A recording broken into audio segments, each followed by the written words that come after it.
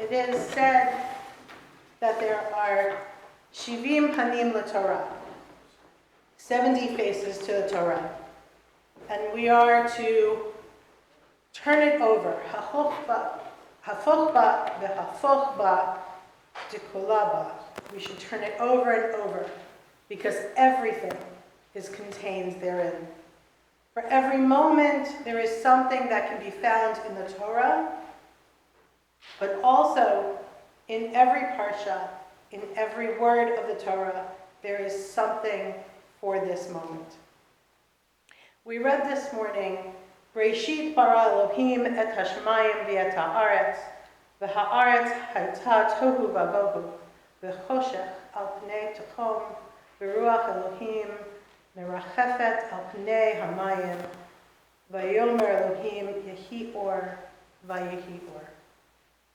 At the beginning of God's creating the heavens and the earth, the land was chaos and unformed, and darkness was on the face of the void, and the Spirit of God, of Elohim, hovered over the water. And God said, "Let there be light," and there was light. And these verses have been playing over and over in my head, hafochba v'hafochba, over and over again. The world was chaos. The world was darkness. And then suddenly, there was light. I, like I'm sure all of you have been scrolling through the Facebook, Instagram, whatever social media I could, the news, to see the pictures and the videos of the hostages reuniting with their families. These amazing moments of light and joy following 2 years of chaos and darkness.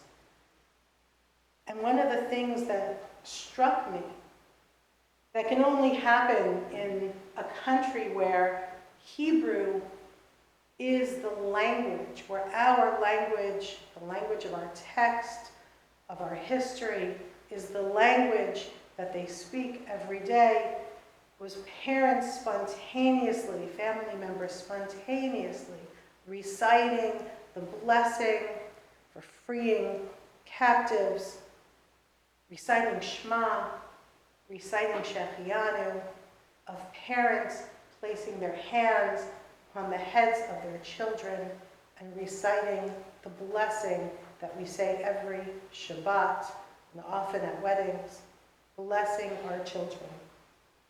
It's not only the hugs and the kisses, it's these spontaneous outbursts from within our tradition. These moments of Jews finding meaning in our text. And it goes beyond the moment of reunification.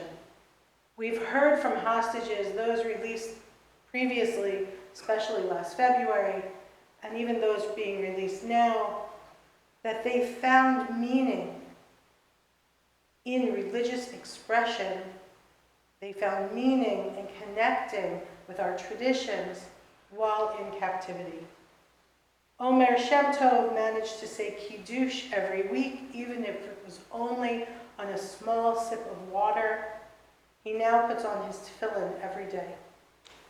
Elia Cohen taught Eli Sharabi how to pray, and each morning they would recite the Shema together. Sapir Cohen began praying every day, and now goes around the world encouraging people to observe more mitzvot. Matan Zangauer found a book of Psalms and used it daily until he was released. Keith Siegel began reciting brachot over his food. Agam Berger refused to cook or turn on a stove on Shabbat.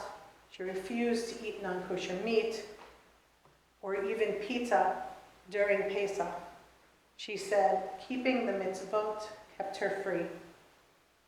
Ritual and prayer are things that are tangible. They give us comfort where none exists. They provide conversation when no one is there.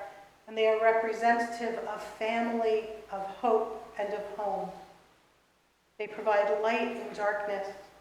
They are a connection to God, who breathed life into us. And from that divine breath, in each of us resides a spark that can provide light in the darkness. Vayomer Elohim yehi or vayehi or. Vayar Elohim et haor ki tov. Vayavdil Elohim ben haor uben ha'osher. God said, let there be light, and there was light. And God saw the light was good, and God separated this light from the darkness. This light has been lifted out of darkness. It gives us hope. We will sing the Hatikva at the end of our tefillot. We will say, Od lo avda tikvatenu. Our hope is not lost. Our children have come home. We pray the rest will return soon. Bar Cooperstein's family welcomed him home with some words from Rav Nachman.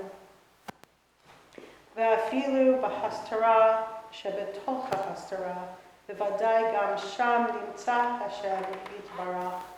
Even in the most concealed of concealed places, certainly there God's blessed name is also found. Gam me'acharei hadbarim hakashim ha'avrim alecha ani omed. Even after all of these difficult things that have occurred, I stand with you. V'yesh tikva la'achareitecha ne'um Adonai v'shavu banim ligvulam. There is hope for the future, declares God, and your children shall return to their country.